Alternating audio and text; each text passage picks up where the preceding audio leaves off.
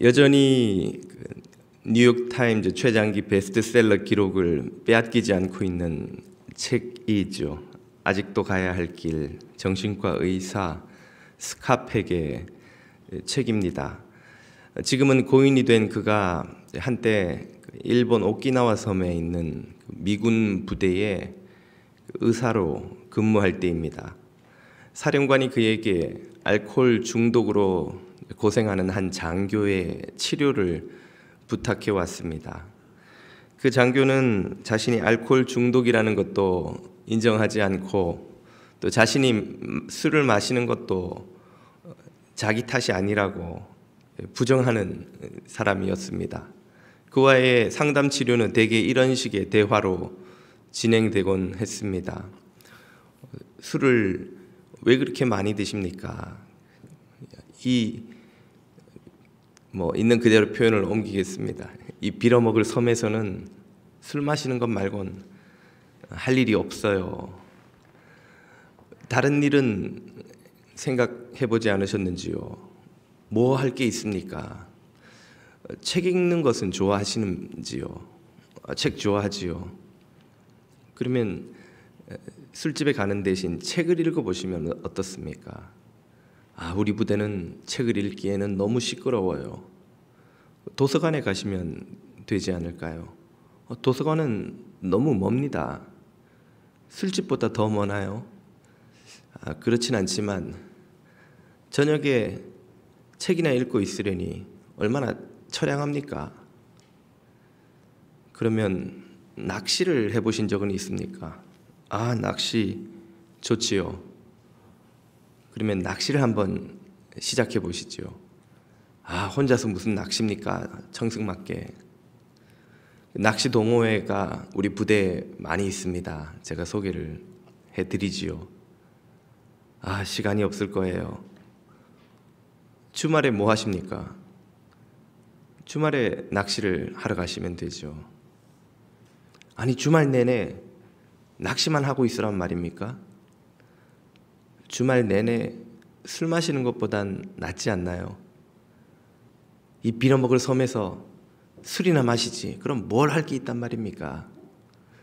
결국은 이야기가 돌고 돌아서 그는 어쩔 수 없이 이 섬에서는 술 마시는 것 말고는 할 일이 없다는 결론에 늘 도달하곤 했습니다.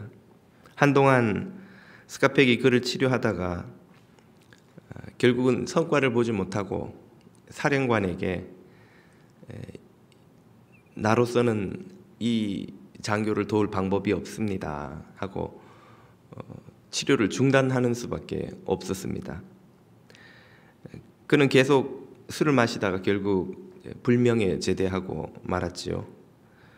스카펙은 이 장교의 이야기를 비롯해 여러 환자들의 사례를 소개하면서 자신의 문제를 책임지기로 결정하지 않는 이는 무슨 뛰어난 의사가 와도 도울 방법이 없다고 쓰고 있습니다. 문제의 원인에도 해결책에도 자신의 책임이 있다는 사실을 인정해야만 치료가 비로소 시작되고 또 효과를 볼 수 있다는 것이죠. 많은 자신을 찾아오는 환자들이 자신이 마땅히 져야 할 책임을 회피하는 태도를 가지고 있습니다. 스카펙의 말이죠. 그 책임을 회피하려는 태도에서 성격장애가 발생합니다. 성격장애라 하면 예를 들면 회피성 성격장애, 의존성 성격장애, 강박성, 편집성, 분열성, 히스테리성 성격장애가 그런 예입니다. 성격장애와 더불어서 스카펙을 찾아오는 가장 많은 환자들이 앓는 것이 또 신경증입니다. 거의 대부분의 환자들이 이 성격장애 아니면 신경증의 문제를 안고 오는데요. 성격장애가 자신의 책임을 회피하려는 데서 오는 증상이라면 신경증은 과도하게 자신의 책임을 짊어지려 하는 데서 오는 이 증상입니다. 예를 들자면 노이로제라고 흔히 부르는 공황장애, 불안장애, 강박장애가 그 신경증의 예인데요. 요약하자면 이렇습니다. 모든 상황에서 자신의 책임을, 모든 문제를 자신의 책임으로 생각하는 그 태도, 모든 게 내 책임이야, 내가 잘못해서 이 모든 상황이 이렇게 돼버렸어 라고 여기는 태도에서 신경증이 생깁니다. 반면에 아무것도 내 책임이 아니야, 모두 남의 책임이야, 부모의 잘못이요, 동료의 잘못이요, 배우자의 잘못이요, 사회의 잘못이요, 세상의 문제야 라고 책임을 모든 경우에 회피하려고 하는 데서 성격 장애가 온다고 합니다. 결국은 책임을 어디에 두느냐에 따라서 자신에게 과도하게 부여하면 신경증이 되고, 타인에게 과도하게 미루어 버리면 성격 장애로 나타난다는 것이죠. 둘 다 책임의 문제를 어떻게 이해하느냐에 달려 있는 달려 있는 증상이라고 하겠습니다. 건강한 사람은 이 책임의 소재를 공정하게 분배할 줄, 가를 줄 안다는 것이죠. 내가 져야 할 책임은 내가 지는 것이고, 타인의 책임은 또 타인에게 맡긴다는 거예요. 타인의 책임을 내 것으로 과도하게 가져오려 하지도 않고, 자신의 책임을 타인에게 또 불공정하게 미루어 버리려고도 하지 않고, 자신의 것을 자신이 지고 타인의 것을 타인에게 맡길 줄 아는 그 태도, 여기에서 정신의 건강함이 유지가 된다 하는 것이 그의 결론입니다. 이 원리는 정신 건강뿐 아니라 영적인 문제에도 똑같이 적용이 됩니다. 구원을 다르게 표현해 보라면, 죄를 포함한 우리의 모든 영적 문제가 해결되고 치유되는 과정이라고 설명할 수 있습니다.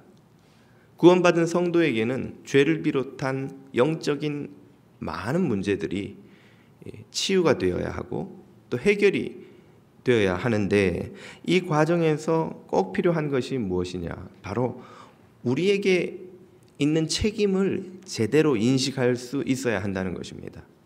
이 원리를 오늘 본문 말씀이 우리에게 깨우쳐 줍니다. 오늘 본문은 유명한 베데스다 연못가의 치유 사건을 다룹니다.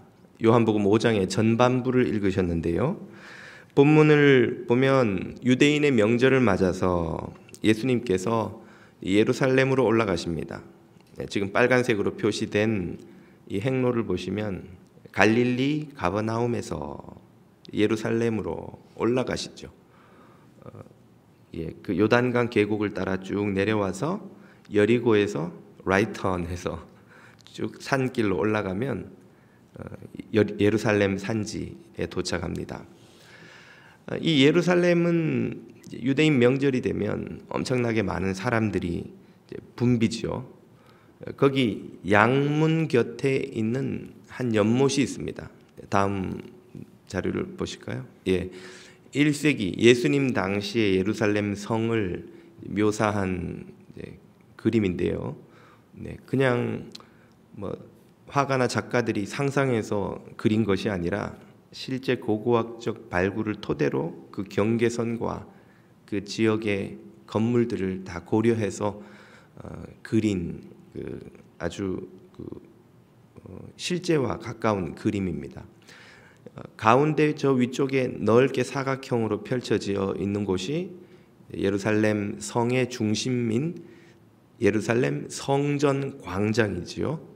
그 광장 북쪽에 보시면 붉은색 지붕을 한 구조물이 하나 보입니다. 자, 여기가 그 북쪽을 묘사한 죄송합니다. 북쪽을 묘사한 곳인 장면인데요. 저기 풀 오브 베데스다라고 빨간색으로 회랑이 이렇게 묘사되어 있는 곳이 바로 오늘 본문의 무대가 되는 베데스다 연못입니다. 직사각형으로 두 개의 연못이 저렇게 연결이 되어 있는데 회랑을 이렇게 직선으로 이어진 것을 하나로 고려하면 모두 5개가 되죠. 하나, 둘, 셋, 넷, 다섯. 이렇게 생긴 그 회랑을 가진 두 개의 연못, 이곳이 베데스다 연못입니다. 원래는 빗물을 가두어서 모아서 저장하는 저장 연못입니다만은 동시에 그 밑에 그 샘 근원도 있어서 한 번씩 이 샘에서 물이 솟구쳐 올라왔다고 합니다. 그러면 그때마다 물이 흔들리겠죠. 이 장면에서 전설이 생겨났습니다. 그 물이 흔들리는 것은 그 당시 사람들은 뭐 당연히 오늘날과 비교해서 과학적 지식이 충분치 않았으니까요. 천사가 내려와서 물을 흔드는 것이라고 믿었고, 그때에 누구든지 제일 먼저 들어가면 그 사람은 병이 낫는다 하는 전설이 생겼고, 그 전설이 오늘 본문에도 묘사가 되어 있죠. 실제로 그런 일이 그렇게 나은 일이 있었는지는 알 길이 없습니다만, 이 전설 때문에 많은 예루살렘의 병자들이 이 연못가에 모여서 참 살다시피 했습니다. 그곳을 예수님이 방문하셨고, 거기서 38년이나 된 오랜 병을 앓고 있는 병자 한 사람을 만나시죠. 그 환자의 병명은 정확히 나와 있지 않으나 몸을 자유롭게 움직이는 것이 어려운 병인 것은 틀림이 없습니다. 뭐 사지 중 일부가 마비가 되었든지 어떤 요즘으로 치자면 스트로크나 뭐 유사한 병을 그가 앓고 있었던 것이라 볼 수 있겠죠. 그에게 예수님께서 던지시는 질문이 아주 의미심장합니다. 6절을 보십시오. 예수께서 그 누운 것을 보시고 병이 벌써 오랜 줄 아시고 이르시되 내가 낫고자 하느냐, 네가 낫고자 하느냐. 무심코 이 본문을 보지 마시고 우리가 병원에 누워 있는 환자라고 한번 상상을 해 보십시오. 그리고 적지 않은 오랜 시간에 그 병으로 고생을 해왔습니다. 그런 환자에게 최고의 소원, 유일한 소원이 있다면 무엇일까요? 낫는 것 아니겠습니까? 낫는 것. 세상에 어떤 환자가 자기 병이 빨리 낫기를 원치 않을까요? 그런 사람에게 네가 낫고자 하느냐 하고 묻는 것만큼 어리석고 우스운 질문이 어디 있겠습니까? 배고파서 식탁에 막 달려온 아이에게 네가 먹고자 하느냐, 먹으려고 왔는데 말이죠. 잠 막 피곤해서 자려고 침대에 뛰어들어가 누운 사람에게 네가 자고자 하느냐, 자려고 누웠는데 말이죠. 아픈 사람에게 낫고 싶은 소망보다 더 강렬한 어떤 소망이 있었겠냐 말입니다. 그런데 예수님은 왜 그런 어리석어 보이는 질문을 그에게 던지셨을까요? 그 답은 이미 읽은 본문 안에 나와 있습니다. 다시 6절을 보십시오. 예수께서 그 누운 것을 보셨는데, 보시니까 뭐가 보였냐는 거예요. 병이 오래됐다는 걸 아신 거예요. 병이 오래되었다. 병이 오래되었을 뿐 아니라 예수님 눈에 무엇인가가 보였다는 거예요. 뭐가 보였을까요? 아마 일단은 우리가 짐작키로 그의 누더기가 된 옷, 가까이 가기 힘든 악취, 혹은 그의 누운 자리 주변에 말라붙은, 혹은 어쩌면 아직 말라붙지도 않은 배설물 흔적들, 온갖 그가 여기 누운 지가 벌써 오래됐다는 걸 보여주는 여러 장면들을 보셨겠죠. 동시에 예수님이 그런 질문을 던지지 않을 수 없을 만한 그의 어떤 태도나 행동이나 말투를 예수님이 보고 들으셨을 가능성이 있습니다. 어쩌면 그는 이렇게 누워서 지나가는 사람들에게 구걸하며 살아가는데 적응해버린, 편안해 보이는 그런 모습이었을지도 모릅니다. 혹은 그를 여기에 버려둔 가족이나 화려한 옷을 입고 지나가는 부자들이나 자신을 이렇게 만든 세상을 원망하고 저주하고 욕하는 그의 모습을 보셨을지도 모르겠습니다.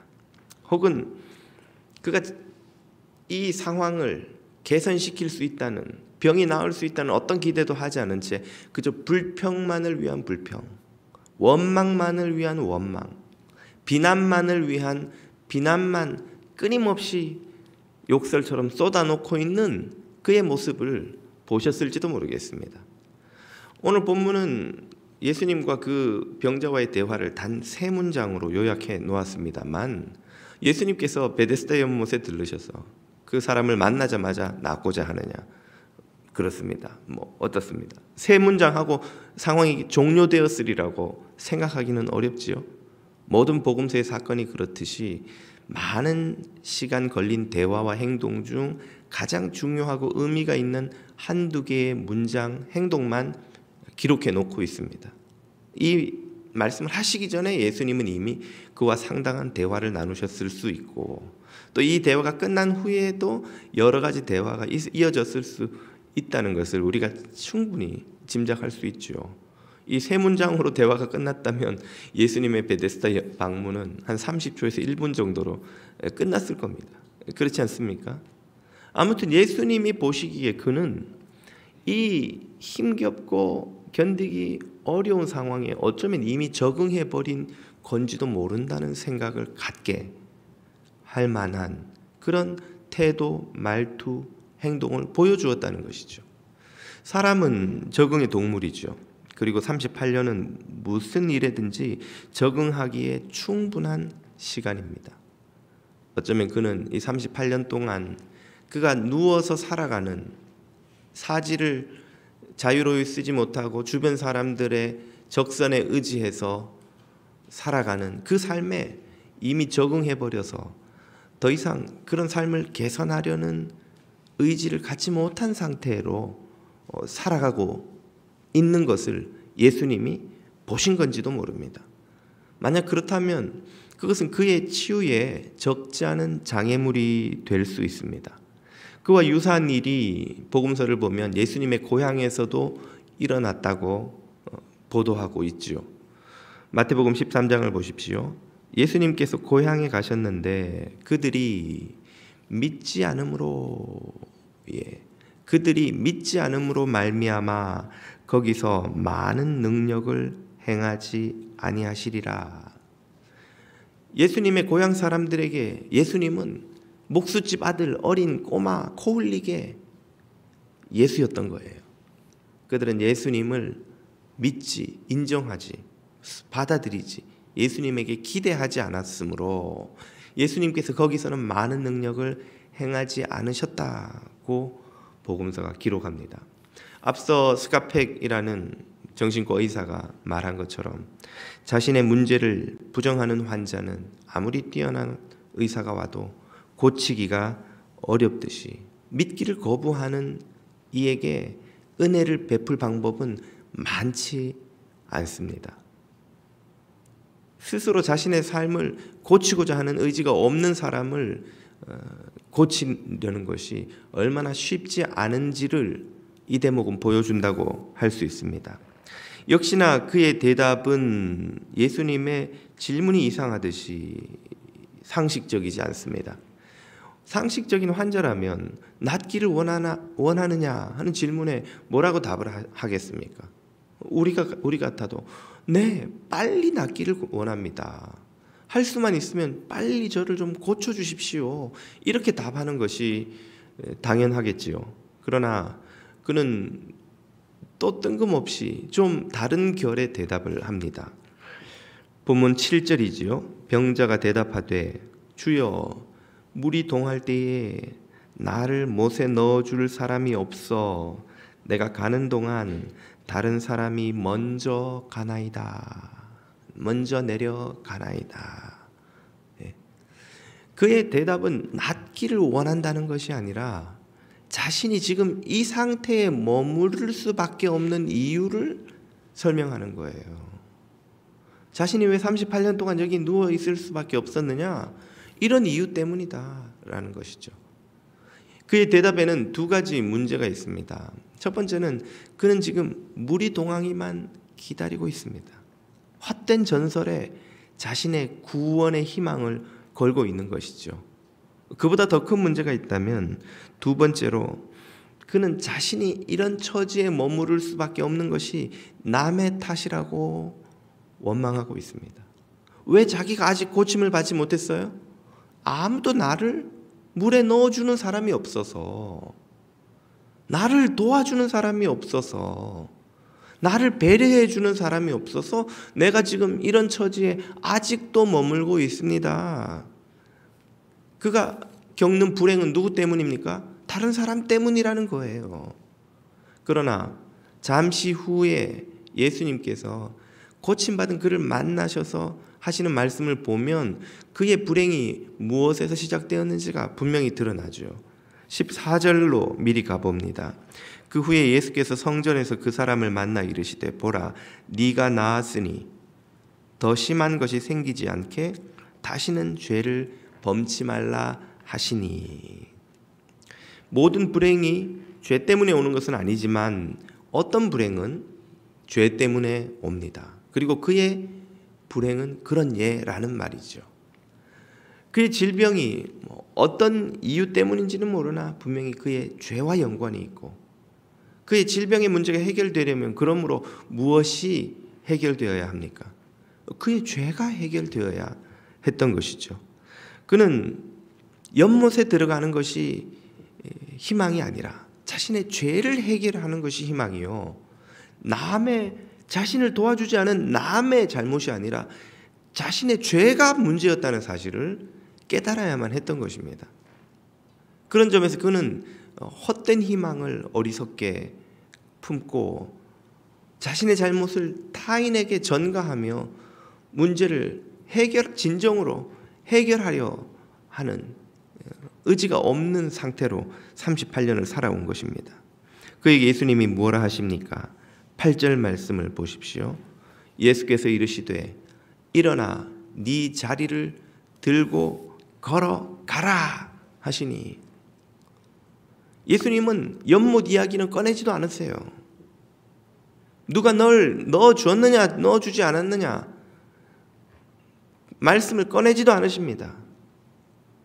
그가 의지하고 있던 것도, 그가 책임을 돌리고 있는 그 누군가도 다 예수님에게 있어서는 아무런 이 문제를 해결하는데 변수가 될 수 없다는 거예요. 아무 상관이 없는 문제라는 거예요. 지금 너는 아무 상관도 없는 문제를 붙들고 너의 이 상황에 대한 책임을 미루고 있다는 것이죠. 예수님의 말씀은 이런 뜻입니다. 첫째, 네 문제는 연못이 해결해 주는 것이 아니다. 연못을 의지하고 있는 게 너의 해결책이 아니라는 거예요. 내가 너의 죄를 해결할 수 있는 내가 너를 고칠 수 있다는 말씀이에요. 내 말을 들으라는 거예요. 내 말을 듣고. 둘째로, 남이 너를 넣어주었느냐 넣어주지 않았느냐 그것도 문제가 아니라는 거예요. 네가 네 자리를 들고 일어나서 가라 하는 말씀입니다. 어리석은 자야, 연못이 무슨 상관인데, 남이 너를 넣어주었는지 넣어주지 않았는지가 무슨 상관인데, 연못이 아니라 너의 죄를 해결할 수 있는 내가 너의 희망이요 구원이요. 나의 말을 듣고 남이 너를 넣어주든 주었지 않든 상관없이 네가 네 자리를 들고 일어나 가면 너는 치유받는다는 것입니다. 해결된다는 것이죠. 이 말씀은 헛된 희망을 품고 헛된 것을 의지하고 다른 이들을 탓하고 있는 이 38년 된 병자에게만 하신 것일까요? 또 다른 이에게 주님이 이 말씀을 하고 계신 것은 아닙니까? 그 답을 우리는 이 38이라는 숫자에게서 찾아볼 수 있습니다. 성경에 많은 치유 사건이 나오지만 환자들의 그 투병 기간을 소개한 예는 거의 없습니다. 12해 혈루증 걸린 여인 정도나 있을까요? 이 환자의 경우 굳이 그 투병 기간을 밝히고 그 기간이 38년이라고 그냥 꽤 긴 시간이라고 해도 됐을 텐데 38년이라고 정확하게 못 받고 있죠. 왜 그런 것일까요? 유대인들 중 율법을 깊이 아는 이들이라면 이 38이라는 숫자를 무심히 넘겨버릴 수가 없습니다. 신명기 2장 14절을 가보면 이스라엘이 광야에서 방황한 시간과 공교롭게도 그 38이라는 숫자가 일치합니다. 이스라엘 백성이 가데스 바네아에서 떠나 세렛 시내를 건너기까지 38년이 걸렸습니다. 가데스 바네아에서 무슨 일이 있었는데요? 약 2년 만에 출애굽한 이스라엘은 가데스 바네아까지 온 거예요. 거기서 이제 12명의 정탐꾼을 보내서 이스라엘에 들어갈 작전만 세우고 가나안 땅에 들어가면 되는 거예요. 그런데 그 정탐꾼이 돌아와서 한 보고를 듣고 이스라엘 백성들이 어떻게 반응하였습니까?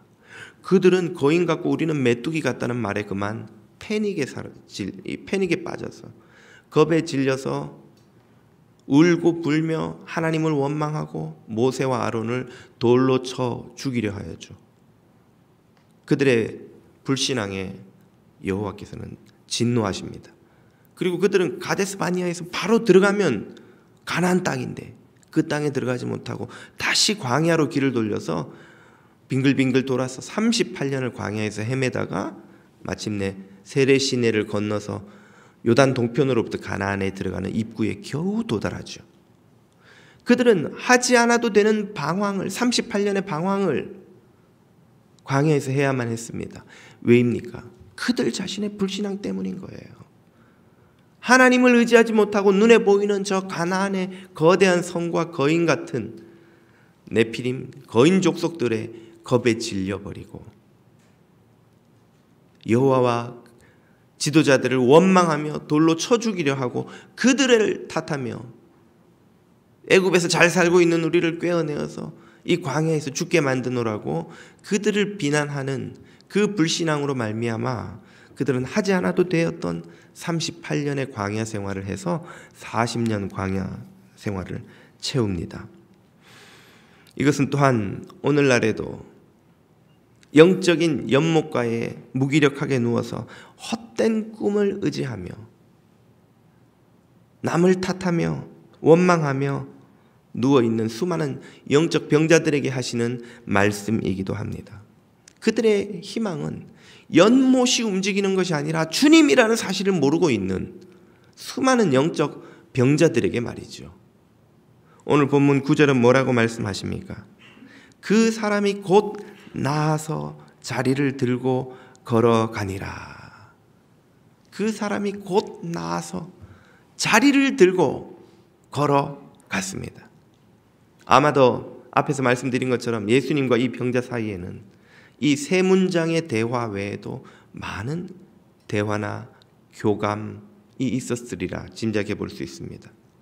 자세히 본문이 묘사하고 있지는 않지만 이 병자의 마음속에서 어떤 일인가 일어났습니다. 주님의 그 말씀을 듣고 그가 의지할 이가 이 연못이 아니요 주님이라는 것을, 이 주님의 말씀을 듣고 자신이 일어나면 치유가 시작된다는 것을 아마 그는 확신할 수 있게 되었으리라 우리가 짐작해 볼 수 있습니다. 그는 순종했고 치유가 일어났습니다.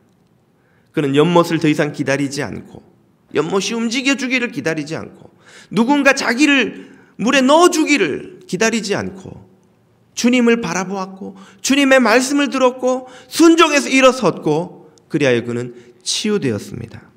바로 이런 일이 오늘 우리에게도 일어나게 될 줄 믿으시기 바랍니다.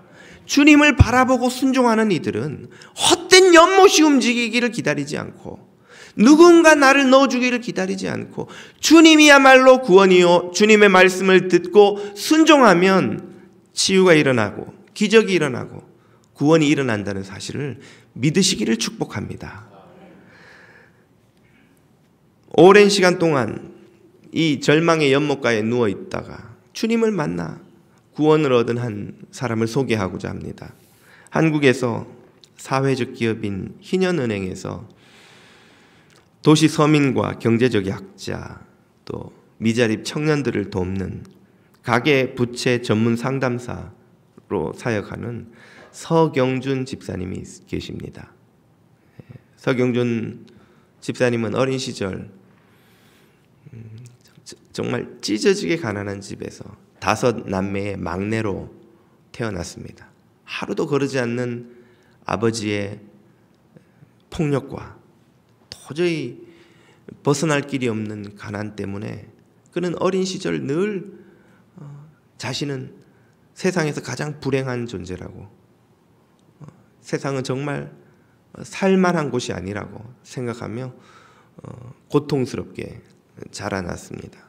얼마나 힘이 들고 또 아버지의 폭력이 얼마나 괴롭든지, 아버지가 세상에서 사라져야 우리 온 가족이 행복해질 거라고 생각하고는 한 번은 형들에게 유서를 써놓기를, 아버지를 해치고 나도 자살할 터이니 남은 가족들은 행복하게 살라고 철없는 그런 유서를 써놓기까지 했다는 것입니다. 그렇게 불우한 어린 시절을 보내고 성인이 되어서 그가 바라본 희망은 돈이었습니다. 이렇게 불행하게 살아온 내가 행복해지는 유일한 길은 돈을 버는 길밖에는 없다. 그렇게 생각하고는 있는 힘을 다 끌어모아서 직장 생활하며 모은 돈을 다 끌어모아서 사업과 주식을 시작했습니다. 2가지 다 처절하게 실패하고 큰 빚을 져서 도저히 회생하기 힘든 지경에까지 이릅니다. 그는 여러 번 자살 충동을 느끼며 참 죽지 못해 하루하루를 살아가며 믿지도 않는 하나님을 그렇게 원망하며 살았다고 합니다. 하나님이 누구신지 어디 계신지도 모르며 하나님 도대체 나에게 왜 이러십니까? 왜 나를 이렇게 괴롭히십니까? 그렇게 힘겨운 삶을 살아가는 그를 직장 상사가 눈여겨보고 참 긍휼의 마음으로 여러 번 그 젊은 서경준 집사를 전도합니다. 그 상사의 기도와 정성에 마음이 움직여서 그가 교회에 나가보기로 작정하죠. 교회를 방문한 첫 주일에 목사님 설교가 그렇게 말씀하시더라는 거예요.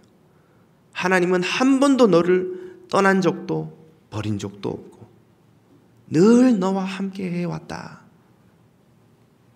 그 말씀을 듣는데 그렇게 마음이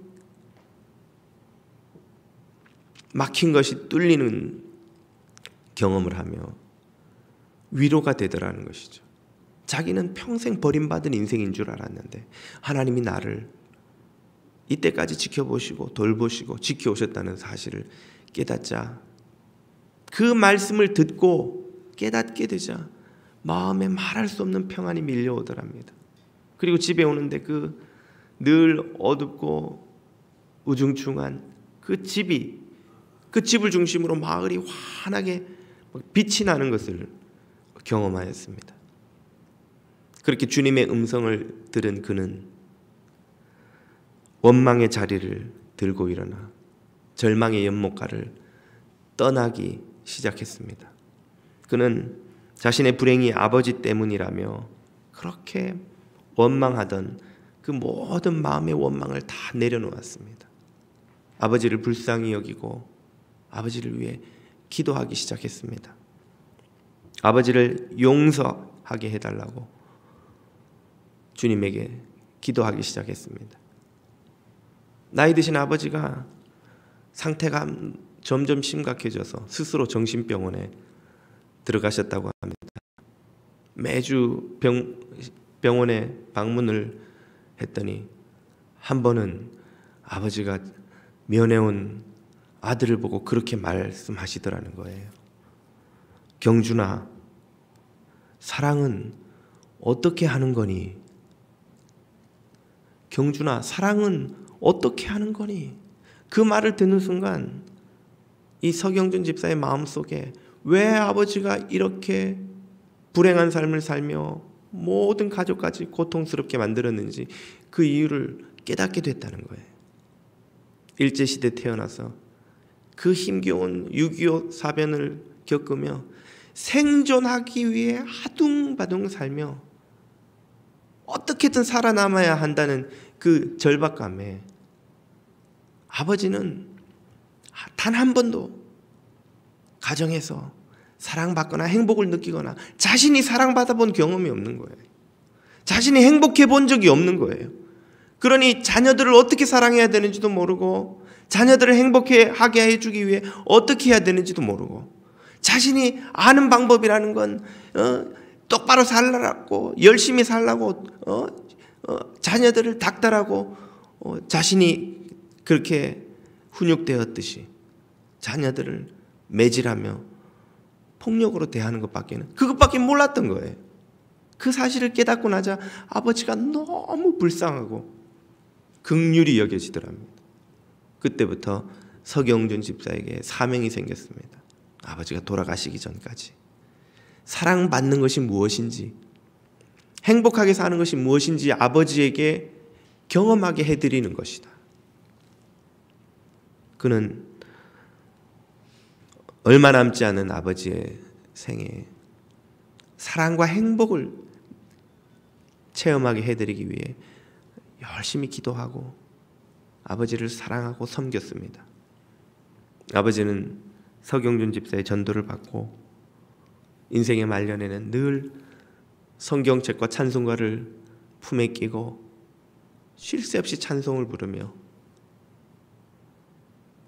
주님을 의지하다가 하나님 나라로 가셨다고 합니다.